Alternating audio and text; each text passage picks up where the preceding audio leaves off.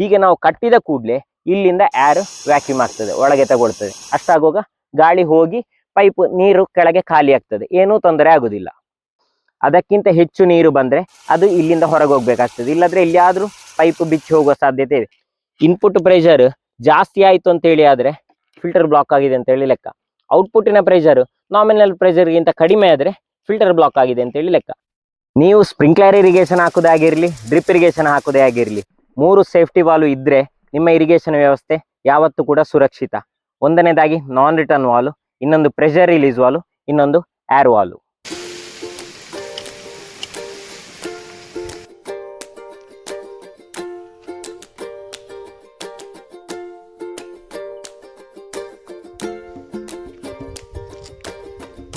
ನಮಸ್ತೆ, ನಾನಿವತ್ತು ಇರಿಗೇಷನ್ ವ್ಯವಸ್ಥೆ ಮಾಡುವಾಗ ಯಾವುದೆಲ್ಲ ಸೇಫ್ಟಿ ವಾಲ್ವ್ಗಳನ್ನು ಹಾಕಬೇಕಾಗ್ತದೆ ಅಂತೇಳಿ ಈ ವಿಡಿಯೋದಲ್ಲಿ ಹೇಳ್ತೇನೆ.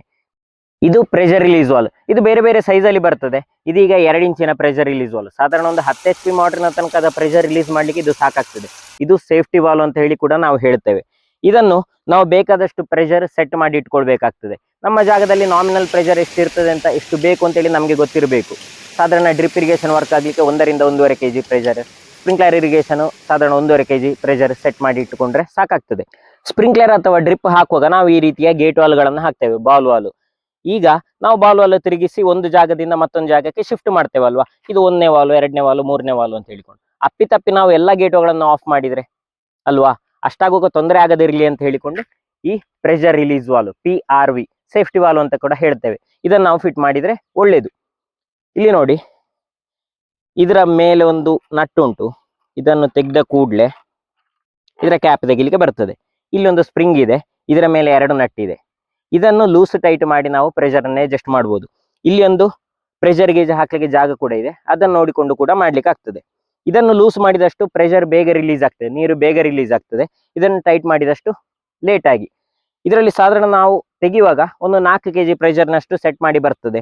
4 kg ತನಕ ನಮ್ಮ ವಾಲ್ವ್ಗಳೆಲ್ಲ ತಡಿಲಿಕ್ಕಿಲ್ಲ, ಹಾಗಾಗಿ ಸ್ವಲ್ಪ ಲೂಸ್ ಮಾಡಿ ಇಟ್ಟುಕೊಂಡು ಮತ್ತೆ ಅಡ್ಜಸ್ಟ್ ಮಾಡಿ ಇಟ್ಟುಕೊಳ್ಳೋದೇ ಒಳ್ಳೆಯದು. ನೀರು ರನ್ನಿಂಗ್ ಅಲ್ಲಿ ಇರುವಾಗಲೇ, ಮೋಟರ್ ರನ್ನಿಂಗ್ ಅಲ್ಲಿ ಇರುವಾಗಲೇ ನಾವು ಚೆಕ್ ಮಾಡಿಕೊಂಡು ಇದನ್ನು ಲೂಸ್ ಟೈಟ್ ಮಾಡಿಕೊಳ್ಳೋದು ಒಳ್ಳೆಯದು. ನಮ್ಮ ಜಾಗದಲ್ಲಿ ಎಷ್ಟು ಪ್ರೆಷರ್ ಬೇಕಾಗ್ತದೆ ಅಂತೇಳಿ ನಮಗೆ ಗೊತ್ತಿರಬೇಕು. ನಾವು ಡ್ರಿಪ್ ಇರಿಗೇಷನ್ ಮಾಡಿದೇವ, ಸ್ಪ್ರಿಂಕ್ಲರ್ ಇರಿಗೇಷನ್ ಮಾಡಿದೇವ ಅಂತೇಳಿ ನೋಡಿಕೊಂಡು, ಎಷ್ಟು ಪ್ರೆಷರ್ ಬೇಕು ಅಂತೇಳಿ ನೋಡಿಕೊಂಡು ಇದನ್ನು ನಾವು ಅಡ್ಜಸ್ಟ್ ಮಾಡಿದ್ರೆ ಆಯ್ತು ಅಷ್ಟೇ. ಇನ್ನೊಂದು air release valve, air valve ಅಂತ ಕೂಡ ನಾವು ಹೇಳ್ತೇವೆ. ಇದು ಕೂಡ ತುಂಬಾ ಮುಖ್ಯವಾದ್ದು. ನಮ್ಮ ಜಾಗ ಲೆವೆಲ್ ಇದ್ರೆ ಅಷ್ಟೇನು ಪ್ರಾಬ್ಲಮ್ ಬರುದಿಲ್ಲ. ಏರು ತಗ್ಗಿದೆ ಅಂತ ಹೇಳಿ ಆದ ಕೂಡಲೇ ನಾವು ಏರ್ ವಾಲ್ವ್ ಹಾಕ್ಲೇಬೇಕು. ಯಾಕಂತ ಹೇಳಿದ್ರೆ ನಾವು ಈ ರೀತಿಯ ಗೇಟ್ ವಾಲ್ವ್ಗಳನ್ನು ಉಪಯೋಗ ಮಾಡ್ತೇವೆ, ಅಥವಾ ಮೋಟರ್ ಇರ್ತದಲ್ವಾ, ನಾವು ಆಫ್ ಮಾಡಿದ ಕೂಡಲೇ ಎಂತ ಆಗ್ತದೆ ಹೇಳಿದ್ರೆ ಮೇಲಿಂದ ನೀರು ಕೆಳಗೆ ಹೋಗ್ತದೆ. ಅಷ್ಟಾಗುವಾಗ ಒಟ್ಟಿಗೆ ಗಾಳಿಯನ್ನು ಕೂಡ ಎಳ್ಕೊಳ್ತದೆ. ಆ ಗಾಳಿ ಎಳ್ಕೊಳ್ಳಿಕ್ಕೆ ಎಲ್ಲಿ ಕೂಡ ಜಾಗ ಇಲ್ಲದಿದ್ರೆ ಪೈಪ್ ಡ್ಯಾಮೇಜ್ ಆಗ್ತದೆ.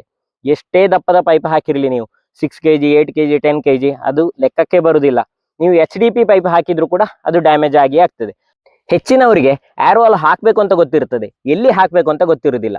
ಒಂದು ವಿಷಯ ನಾವು ಗಮನದಲ್ಲಿ ಇಟ್ಟುಕೊಂಡ್ರೆ ಸಾಕು. ಬಾಲ್ ವಾಲಿನ ನಂತರ, ಟ್ಯಾಂಕಿಂದ ನಂತರ ಬಾಲ್ ವಾಲ್ ಕೊಟ್ರೆ ಅದರ ಕೆಳಗೆ, ಅಥವಾ ನಾವು ನಾನ್ ರಿಟರ್ನ್ ವಾಲ್ ಕೊಟ್ರೆ ಅದಕ್ಕಿಂತ ಕೆಳಗೆ ನಾವು ಏರ್ ವಾಲ್ ಕೊಟ್ರೆ ಆಯ್ತು. ಯಾಕಂತ ಹೇಳಿದ್ರೆ ಇಲ್ಲಿ ನೋಡಿ, ನಿಮ್ಗೆ ಗೊತ್ತಾಗ್ತದೆ. ಇದೀಗ ಸಾಧಾರಣವಾಗಿ ಆನ್ ಅಲ್ಲಿ ಇರ್ತದೆ ಅಲ್ವಾ. ಈ ಜಾಗದಿಂದ, ಇದು ನಮ್ಮ ಜಾಗದ ತುತ್ತ ತುದಿಯಲ್ಲಿ ಈ ರೀತಿಯ ನಾವು ಫಿಲ್ಟ್ರೇಷನ್ ಬಾಲ್ ವಾಲ್ಗಳ ವ್ಯವಸ್ಥೆ ಮಾಡಿದ್ದೇವೆ. ಇಲ್ಲಿಂದ ಕೆಳಗೆ ನೀರು ಹೋಗುವಂಥದ್ದು, ಒಂದು ಜಾಗದಿಂದ ನೀರು ಬರ್ತದೆ ಅಂತ ಇಟ್ಟುಕೊಳ್ಳಿ. ಇಲ್ಲಿಂದ ಕೆಳಗೆ ಪೈಪ್ ಲೈನ್ ಹೋಗುವಾಗ ನಾವು ಈ ನೀರು ಸಾಕು ಇಲ್ಲಿಗೆ ಬಿಡುದು ಅಂತ ಹೇಳಿದ್ರೆ ಇದನ್ನು ನಾವು ಕಟ್ತೇವೆ. ಅಷ್ಟಾಗುವಾಗ ಏನಾಗ್ತದೆ, ಈ ನೀರು ಆಫ್ ಆದ ಕೂಡಲೇ ಕೆಳಗೆ ಇಳ್ಕೊಂಡು ಹೋಗ್ತದೆ ನೀರು ಅಲ್ವಾ. ನೀರು ಇಳ್ಕೊಂಡು ಹೋಗುವಾಗ ಅದರ ಜೊತೆಗೆ ಗಾಳಿಯನ್ನು ಕೂಡ ಇಳ್ಕೊಳ್ತದೆ. ಗಾಳಿ ತಗೊಳ್ಳಿಕ್ಕೆ ಎಲ್ಲಿ ಕೂಡ ಜಾಗ ಇಲ್ಲದಿದ್ರೆ ಪೈಪ್ ಒಂದ ಬ್ಲಾಸ್ಟ್ ಆಗ್ತದೆ ಅಥವಾ ಚಟ್ಟೆ ಆಗ್ತದೆ, ಏನಾದ್ರೂ ಆಗ್ತದೆ. ನಿಮ್ಗೆಲ್ಲರಿಗೂ ಈ ಅನುಭವ ಆಗಿರ್ತದೆ. ಹೀಗೆ ನಾವು ಕಟ್ಟಿದ ಕೂಡಲೇ ಇಲ್ಲಿಂದ ಏರ್ ವ್ಯಾಕ್ಯೂಮ್ ಆಗ್ತದೆ, ಒಳಗೆ ತಗೊಳ್ತದೆ. ಅಷ್ಟಾಗುವಾಗ ಗಾಳಿ ಹೋಗಿ ಪೈಪ್ ನೀರು ಕೆಳಗೆ ಖಾಲಿ ಆಗ್ತದೆ, ಏನೂ ತೊಂದರೆ ಆಗುದಿಲ್ಲ. ಬೇರೆ ಬೇರೆ ಸೈಜಿನ ಏರ್ ವಾಲ್ ಬರ್ತದೆ. ಸಾಧಾರಣವಾಗಿ ನಾವು ಇರಿಗೇಷನ್ಗೆ ಉಪಯೋಗ ಮಾಡುವಾಗ 1 ಇಂಚಿನ ಏರ್ ವಾಲ್ ಸಾಕಾಗ್ತದೆ. ಇದೆಲ್ಲ ಬೇರೆ ಬೇರೆ ಮಾಡೆಲ್. ಇದು ಮಿನಿ ಏರ್ ವಾಲ್, ಇದು ಮಶ್ರೂಮ್ ವಾಲ್, ಇದು ಹೆವಿ ಏರ್ ವಾಲ್ ಅಂತ ಹೇಳಿಕೊಂಡು. ಮತ್ತೊಂದು ವಿಷಯ, ನಾವೀಗ ಟ್ಯಾಂಕಿ ಮಾಡ್ತೇವೆ, ಮಳೆ ನೀರಿನ ಗುಂಡಿ ಮಾಡಿ ಟ್ಯಾಂಕಿ ಆಗಿರ್ಬೋದು, ಅಥವಾ ಓವರ್ ಹೆಡ್ ಕಾಂಕ್ರೀಟಿನ ಟ್ಯಾಂಕಿ ಆಗಿರ್ಬೋದು. ಅದಕ್ಕೆ ಕೂಡ ಏರ್ ವಾಲ್ ಬೇಕಾಗ್ತದೆ. ಸಾಕಷ್ಟು ಪ್ರೆಷರ್ ಇದ್ರೆ ಈ ರೀತಿಯ ಏರ್ ವಾಲ್ ಕೊಡ್ಬೋದು. ಕೆಲವು ಜಾಗದಲ್ಲಿ ಪ್ರೆಷರ್ ಇರುವುದಿಲ್ಲ, ಅದರ ಜಾಗ ಕೂಡ ತುಂಬಾ ಹೆಡ್ ಇರುವುದಿಲ್ಲ. ಅಷ್ಟಾಗುವಾಗ ಏನಾಗ್ತದೆ, ಈ ರೀತಿಯ ಏರ್ ವಾಲ್ ಕೊಟ್ರೆ ಇಲ್ಲಿ ಲೀಕೇಜ್ ಆಗ್ತಾ ಇರ್ತದೆ, ಸಾಕಷ್ಟು ನೀರು ಬರದಿದ್ರೆ. ಅಂತಹ ಜಾಗದಲ್ಲಿ ನಾವು ಏರ್ ವೆಂಟ್ ಕೊಡ್ಬೇಕಾಗ್ತದೆ. ಒಂದು ಪೈಪ್ ಬೈಪಾಸ್ ತಗೊಂಡು ಅದನ್ನು ಎತ್ತರಕ್ಕೆ, ಟ್ಯಾಂಕಿಂದ ಎತ್ತರಕ್ಕೆ ಕೊಟ್ರೆ ಆಯ್ತು. ಅಲ್ಲಿ ಏರ್ ಎಳ್ಕೊಳ್ತದೆ, ಹಾಗಾಗಿ ತೊಂದರೆ ಬರುವುದಿಲ್ಲ, ಅಲ್ಲಿ ಲೀಕೇಜ್ ಆಗುವ ಸಂಭವ ಕೂಡ ಇರುವುದಿಲ್ಲ. ಇನ್ನೊಂದು ಸೇಫ್ಟಿ ಫೀಚರ್ ಅಂತ ಹೇಳಿದ್ರೆ ನಾವು ಪ್ರೆಷರ್ ಗೇಜ್ ಹಾಕುವಂಥದ್ದು. ಫಿಲ್ಟರ್ಗಳಲ್ಲಿ ಈ ರೀತಿಯ ಪ್ರೆಷರ್ ಗೇಜ್ ಹಾಕುದು, ಆಗ ನಮಗೆ ಫಿಲ್ಟರ್ ಬ್ಲಾಕ್ ಆಗಿದೆಯಾ ಇಲ್ವಾ ಅಂತ ಹೇಳಿ ಗೊತ್ತಾಗ್ತದೆ. ನಾವು ಕ್ಲೀನ್ ಮಾಡಬೇಕಾ ಬೇಡವಾ ಅಂತ ಹೇಳಿಕೊಂಡು, ಸಾಧಾರಣವಾಗಿ ನಾವು ಕ್ಲೀನ್ ಮಾಡ್ತಾ ಬೇಕು, ಇದು ಹಾಕಿದ್ರೆ ನಮಗೆ ಓಪನ್ ಮಾಡದೆ ಗೊತ್ತಾಗ್ತದೆ ಅಂತ ಹೇಳಿಕೊಂಡು.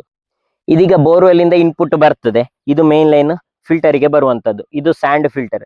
ಇದರ ಇನ್ಪುಟ್ಗೆ ನಾವು ಪ್ರೆಷರ್ ಗೇಜ್ ಕೊಡ್ತೇವೆ. ಇದರಲ್ಲಿ ನಾವು ಇನ್ಪುಟ್ ಔಟ್ಪುಟ್ ಎರಡರದ್ದು ಕೂಡ ಪ್ರೆಷರ್ ನೋಡ್ಲಿಕ್ಕೆ ಆಗ್ತದೆ. ಇದು ಲಿಂಕ್ ಆಗಿದೆ ನೋಡಿ ಕೆಳಗೆ ಔಟ್ಪುಟ್ಗೆ. ಇಲ್ಲಿ ಒಂದು ವಾಲ್ವ್ ಇದೆ ಸಣ್ಣದು, ಅದನ್ನು ನಾವು ಇನ್ಪುಟ್ ಔಟ್ಪುಟ್ಗೆ ನೋಡಿಕೊಂಡು ಬೇಕಾದ ಜಾಗಕ್ಕೆ ತಿರುಗಿಸಿ ಪ್ರೆಷರ್ ನೋಡ್ಲಿಕ್ಕೆ ಆಗ್ತದೆ. ಇದಲ್ಲದೆ ಇನ್ನು ಸ್ಕ್ರೀನ್ ಫಿಲ್ಟರ್ ಈ ರೀತಿದು ಫಿಟ್ ಮಾಡಿರ್ತೇವಲ್ಲ, ಅದಕ್ಕೆ ಕೂಡ ಪ್ರೆಷರ್ ಗೇಜ್ ಕೊಡ್ಲಿಕ್ಕೆ ಆಗ್ತದೆ. ಇದರಲ್ಲಿ ಈಗ ಇನ್ಪುಟ್ಗೆ ಕೊಟ್ಟಿದ್ದೇವೆ, ಇದರಲ್ಲಿ ಔಟ್ಪುಟ್ಗೆ ಕೊಟ್ಟಿದ್ದೇವೆ. ಸಾಧಾರಣವಾಗಿ ನಾಮಿನಲ್ ಪ್ರೆಷರ್ ನಮಗೆ ಗೊತ್ತಿರ್ತದೆ. ಇನ್ಪುಟ್ ಪ್ರೆಷರ್ ಜಾಸ್ತಿ ಆಯಿತು ಅಂತ ಹೇಳಿ ಆದ್ರೆ ಫಿಲ್ಟರ್ ಬ್ಲಾಕ್ ಆಗಿದೆ ಅಂತ ಹೇಳಿ ಲೆಕ್ಕ. ಔಟ್ಪುಟ್ಟಿನ ಪ್ರೆಷರ್ ನಾಮಿನಲ್ ಪ್ರೆಷರ್ಗಿಂತ ಕಡಿಮೆ ಆದರೆ ಫಿಲ್ಟರ್ ಬ್ಲಾಕ್ ಆಗಿದೆ ಅಂತ ಹೇಳಿ ಲೆಕ್ಕ. ಆದರೂ ಕೂಡ ನೀವು ಆಗಾಗ ಈ ಫಿಲ್ಟರ್ಗಳನ್ನು ಕ್ಲೀನ್ ಮಾಡಿಕೊಂಡು ಇರುವುದೇ ಒಳ್ಳೆಯದು. ಇದು ರಿಟರ್ನ್ ವಾಲ್ ಅಲ್ಲ, ನಾನ್ ರಿಟರ್ನ್ ವಾಲ್, NRV. ಹೆಚ್ಚಿನವರು ಇದನ್ನು ರಿಟರ್ನ್ ವಾಲ್ ಅಂತ ಹೇಳಿ ತಪ್ಪಾಗಿ ಹೇಳ್ತಾ ಇರ್ತಾರೆ. ಇದು ಮೇಲೆ ಹೋದ ನೀರು ರಿಟರ್ನ್ ಕೆಳಗೆ ಬರುವಾಗ ಪೈಪಿಗೆ ಡ್ಯಾಮೇಜ್ ಆಗದೇ ಇರಲಿ, ಪಂಪಿಗೆ ಡ್ಯಾಮೇಜ್ ಆಗದೇ ಇರಲಿ ಅಂತ ಹೇಳುವ ಕಾರಣಕ್ಕೋಸ್ಕರ ಹಾಕುವಂಥದ್ದು, ಹೆಚ್ಚು ಹೆಡ್ ಇರುವ ಜಾಗದಲ್ಲಿ. ಇದು ಬೇರೆ ಬೇರೆ ಕಂಪನಿಗಳಲ್ಲಿ ಬರ್ತದೆ, ಬೇರೆ ಬೇರೆ ಮಾಡೆಲ್ ಇದೆ. ಇದು ಬಾಲ್ ಟೈಪ್ NRV, ನಾನ್ ರಿಟರ್ನ್ ವಾಲು. ಇದರಲ್ಲಿ ಮತ್ತೆ ವಾಚರ್ ಟೈಪ್, ಗೇಟ್ ಟೈಪ್ ಬೇರೆ ಬೇರೆ ರೀತಿ ಇದೆ. ಬೇರೆ ಬೇರೆ ಸೈಜ್ಗಳಲ್ಲಿ ಕೂಡ ಬರ್ತದೆ, ಅರ್ಧ ಇಂಚಿಂದ ಹಿಡಿದು 4 ಇಂಚು, 5 ಇಂಚು ಕೂಡ ಇದೆ. ಇಲ್ಲಿ ಸಾಧಾರಣವಾಗಿ ನಾವು ನಮ್ಮ ಊರಿನಲ್ಲೆಲ್ಲ 1.5 ಇಂಚು, 2 ಇಂಚು, 2.5 ಇಂಚು, 3 ಇಂಚಿನ ತನಕ ನಾವು ಹಾಕಬೇಕಾಗ್ತದೆ. ಈ ವಿಡಿಯೋ ನಿಮಗೆ ಸರಿಯಾದ ಮಾಹಿತಿ ಕೊಟ್ಟಿದೆ ಅಂತ ಹೇಳಿ ತಿಳ್ಕೊಳ್ತೇನೆ. ಈ ರೀತಿಯ ಕೃಷಿಗೆ ಸಂಬಂಧಿತ ವಿಡಿಯೋಗಳಿಗಾಗಿ ನಮ್ಮ ಯೂಟ್ಯೂಬ್ ಚಾನಲ್ ಸಬ್ಸ್ಕ್ರೈಬ್ ಮಾಡಿ ನಿಮ್ಮ ಗೆಳೆಯರ ಜೊತೆ ಹಂಚಿಕೊಳ್ಳಿ. ನಮಸ್ತೆ.